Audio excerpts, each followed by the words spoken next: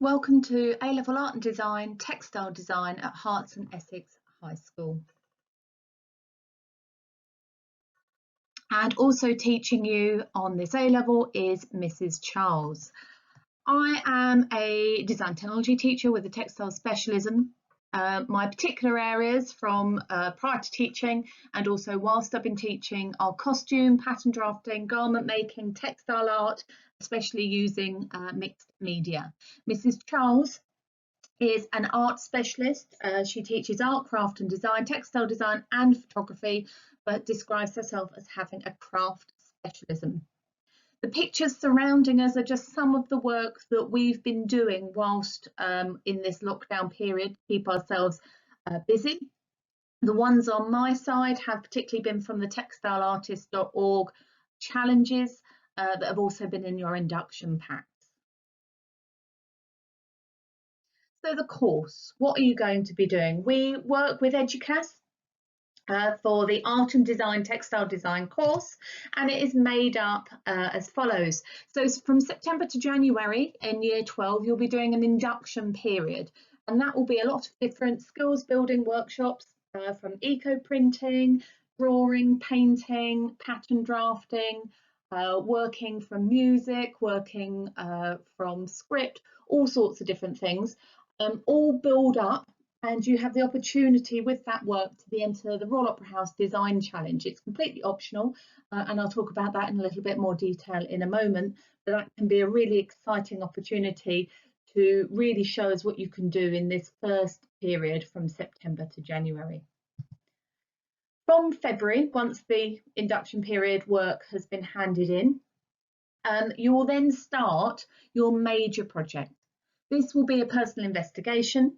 It will be a choice of your own theme. Don't worry if you're going to have a problem deciding what that might be. We'll give you loads of guidance to help you if you are struggling. It is a full project, a really detailed project, and it will have a final outcome at the end, as well as practice pieces and lots of testing and sampling. As part of assessment objective 1, there is a written study. It's about 3,000 words, but again, we help you with that, and it is very much part of the research. It's not marked or judged separately. It is all part of this project, and again, I don't think it's too onerous at all. It really is manageable and is all based in that choice of theme that you have. This project, which runs from February in Year 12 all the way through to January in Year 13, is 60% of the overall A-level grade. So if you've done the art GCSE or the textile design GCSE, you will recognise this process of having a big lump of coursework as such, and then an exam project. And that leads me on to February to May in Year 13, you have the externally set assignment, which is the exam project. And again, it's another project, but a smaller one. The exam board set 12 choices for A-level. So you're not just given one theme that everybody has to do. There are set 12 that you can choose from. It is a full project, although much smaller than the personal investigation, and there will be a final outcome that will be in a 15-hour exam. That sounds terrifying, but it's actually just 3 days of making. And from the students that have gone before, it's actually a really pleasant experience and something they really enjoy doing. So that exam is 40% of the overall grade. So there's no other exam at the end. It is just this practical exam and the coursework. This is the Royal Opera House Design Challenge that I spoke about briefly earlier that you'll have an opportunity to enter. We've had quite a few entries over the last few years, and we've done different shows. These are some examples from Romeo and Juliet and Madame Butterfly, one ballet, one opera. They seem to do different things on each year's. And I've got a video here by Sam, who was one of our entrants, who actually came highly commended second in the country, and only came up against or failed to come first to a mature student who was on their second degree. So we think she did extremely well. The 90-second video is part of the submission should you want to enter to the Royal Opera House, and this is what she sent.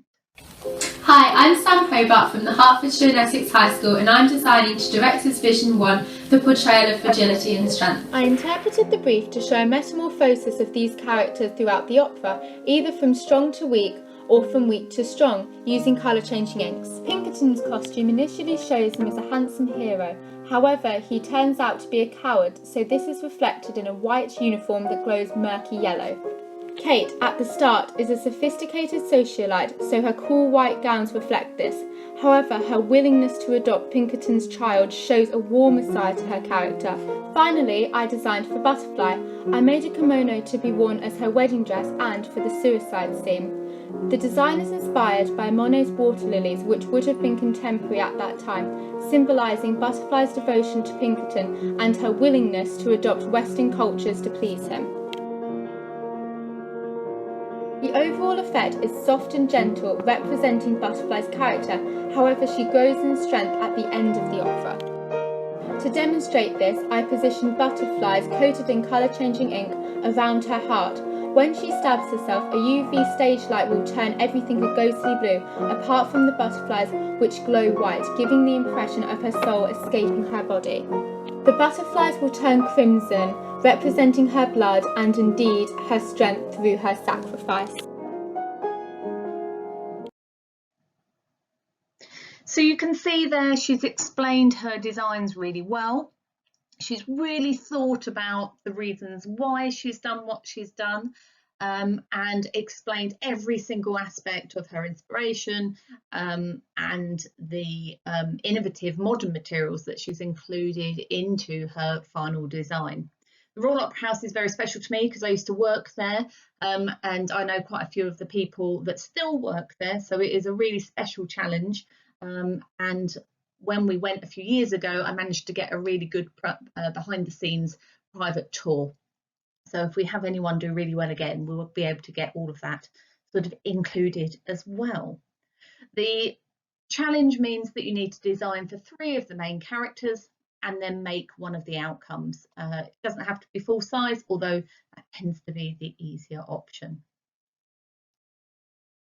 The 2021 proposed design challenge theme this year is the opera Carmen, which is one of my favourites, very Spanish and exotic and full of life. So there's some fantastic characters in there. It's a show I designed during my degree, so something really, really close to my heart, and I think could be really quite exciting.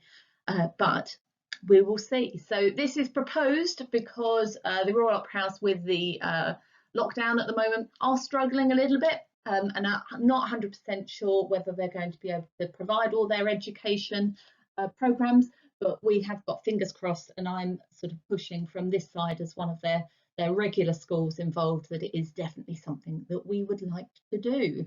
So fingers and toes crossed on that one. So I've now got some student thoughts. It's always nice to hear from people. So I've got a couple of students here that'd like to tell you why they think you should keep doing textiles and take it at Herts and Essex. Hi, I'm Bella and I have studied textiles at Herts and Essex for both GCSE and A-level.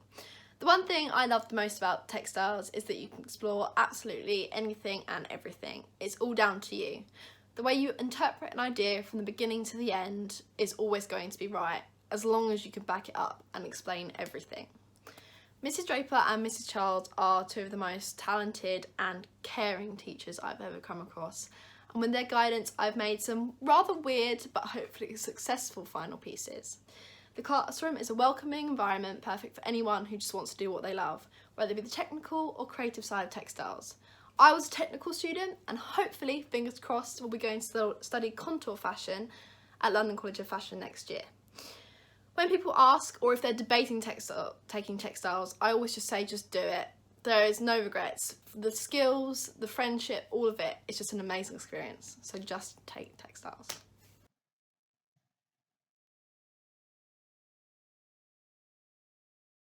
Hi, my name's Daisy and I took Art Textiles at Herts and Essex and now study BA Fashion Design at Kingston University in London. One of the main reasons I really recommend the course at Herts and Essex is just the wide variety of skills that I learned, such as sublimation printing, pattern cutting, laser cutting, and this wouldn't have been possible without the amazing facilities. Many of these skills I still use today on my degree and are really valuable. I also think the support of the teachers was amazing, and they really opened my eyes to different career paths within the art industry and fashion industry that I don't think were necessarily that advertised. They really pushed me to do an art foundation, as I didn't really know what pathway I wanted to go into, and honestly I wouldn't be where I am today on my degree without them having the knowledge and support that I needed. So yeah, I'd really recommend it.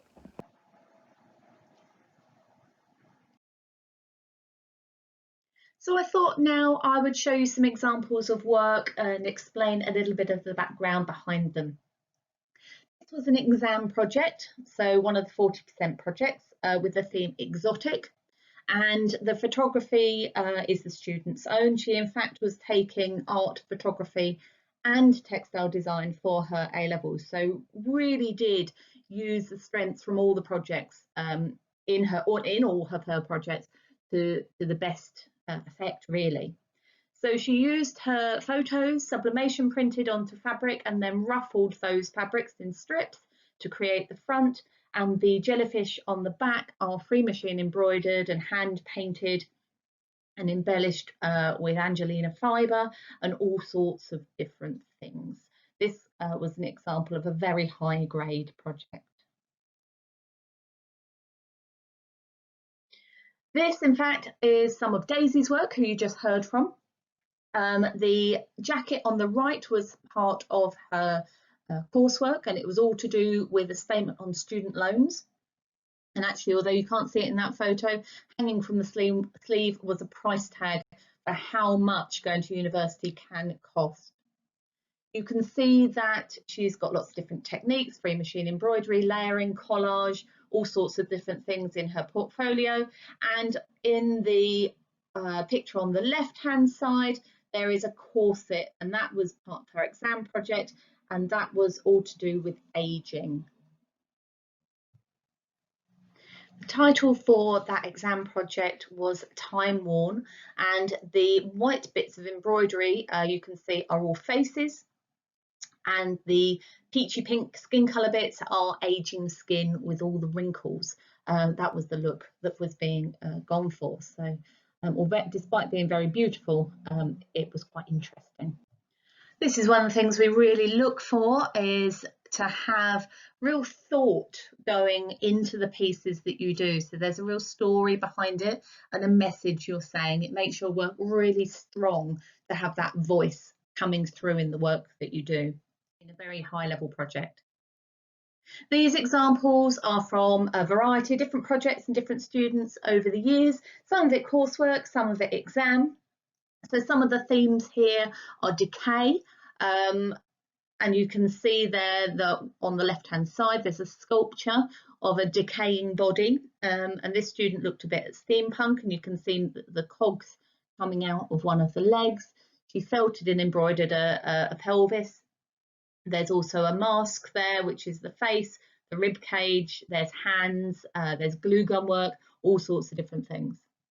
One of the pieces is based on rock, and that amazing black and white face is all free machine embroidered on dissolvable fabrics to create a face, and then the little red-headed rock and roll people around the side. In the top right hand corner, this one was based on the under the sea coral reefs and the destruction to those that man is having. We've got a felted bat on a nocturnal landscape, and these just sort of show types of things that you can have. We've got beautiful smocking, beading work with 3D binders, transcriptions and responses to famous artworks. It doesn't just have to be fashion designers and textile artists. You've got mainstream artists, photographers, architects, anything you want. We've got some more formal pieces here with a wedding dress. We don't normally advise that, but it was very much influenced by Indian bridal. So the white is always quite scary in a textiles room, but it's something that one of our students did go for. You've got a Miss Havisham outfit, which is the other white outfit, which is all decaying, and that had embroidered moths running through it. You've got lots of glue gun work, you've got costumes, sculptures on the body, and items that are just in frames, all of which are different ways of working.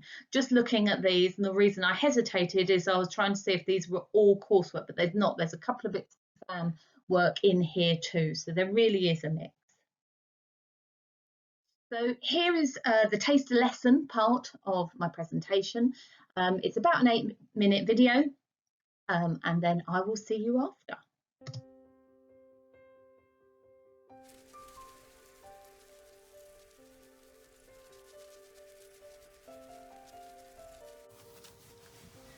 Welcome to my demo.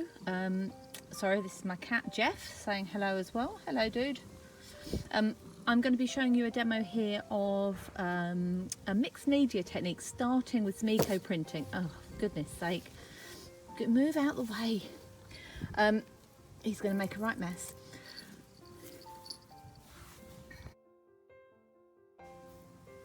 Hello, welcome to my video. I'm going to show you here how to do a mixed media sample. Starting with Mito Printing, you can do out in the garden. All you need, I've got a wooden board just because it makes it easier, but hard surface is fine. You need a hammer. You need various flowers and leaves and things from the garden. I've got some bits of paper. These are just cut up out of a sketchbook, and I've also got a few bits of fabric because we're going to then do it in fabric a bit later. We'll have a practice on paper first.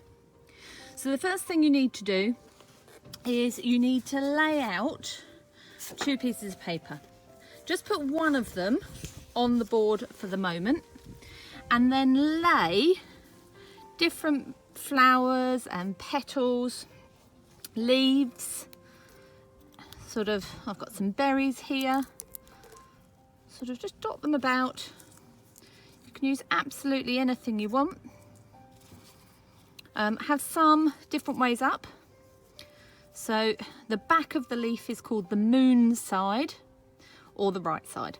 So have some moon side up and have some moon side down, and just lay them out. You can create a pattern if you want to, but we can just have it a bit random too. I'm just going to move those off.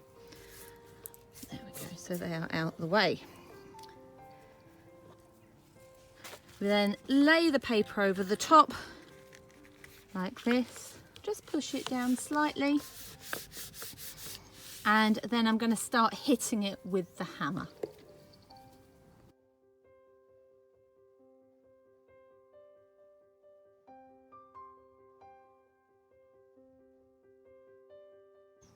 You'll notice I had to change my board because it was shaking the camera too much, using the same board that my camera was attached to. I've hit it all over, and I can now peel it apart, and you can see there's a sort of mirror image on both sides. Where I've got quite a lot of plant material, I can just peel this off and discard it, and you will see that there are plants and things, oh sorry, not plants and things, prints and things behind it. Now if they're not peeling off very well, just wait until it's dry, and then it will peel much easier because all those bits will flake off. Sometimes it works beautifully, sometimes you don't get much of a print at all, and part of it is experimenting with different materials you have in your garden and how well they print. And the more you practice just on paper, I think I'll leave that till it's dry, the more you practice, the more you will find out what works and what doesn't. So keep practicing and keep trying on bits of paper. I'm going to do a few more just so that you can see some of the other flowers and things that I'm using, and then I will come back to you and talk to you again.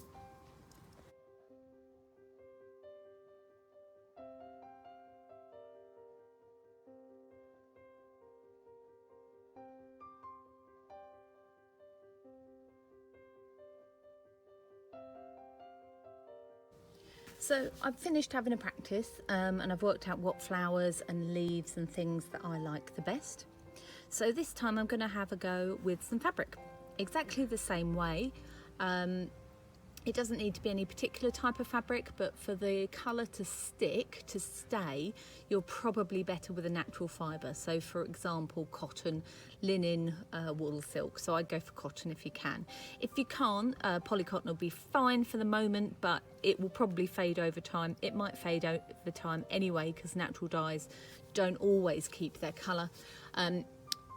But it's really good for this, whatever. Plain is fine, but if you've only got patterns, have a go with patterned fabrics. Just see what happens and have a bit of a play with different things. Again, I'll go over to the time-lapse camera and I will have a go on fabric for you.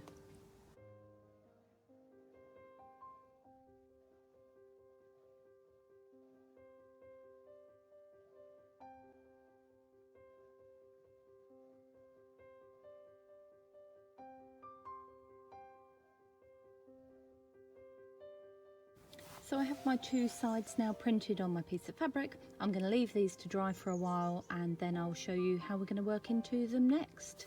Go and hammer some things.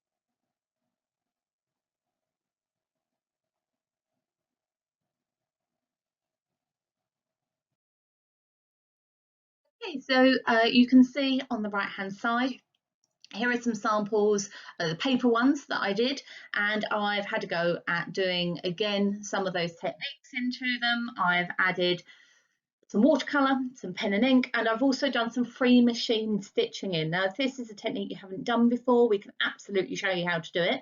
You do need a special free machine embroidery foot on your machine. We have them for the machines at school, so that's not a problem at all, but you can get them for pretty much any machine, and you need to be able to lower the teeth on your machine, the feed dog teeth.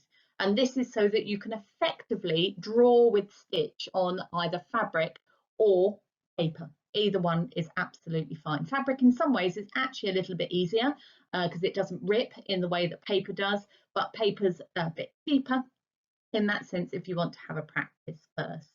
You can see on the right there are some bits that have worked, there are some bits maybe that haven't worked quite so well.